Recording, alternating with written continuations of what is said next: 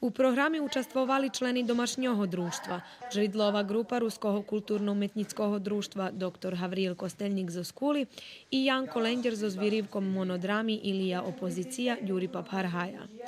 Jak vyznačil Željko Kovač, toto manifestaciju finansuje Nacionalni sovjet Rusnacoh.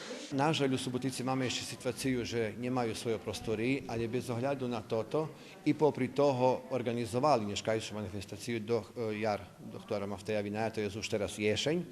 I radujem se, že popri nove prijateljki, ktorá nije davno vybrana, mali moci i mali sili, že bi to porobili i že bi zatrimali našu rusku kulturu. Naučil sam bešedovac po-ruski za mamu, takže sam čul jak moja mama bešeduje, kad sam u školi bešedovam za s bratom.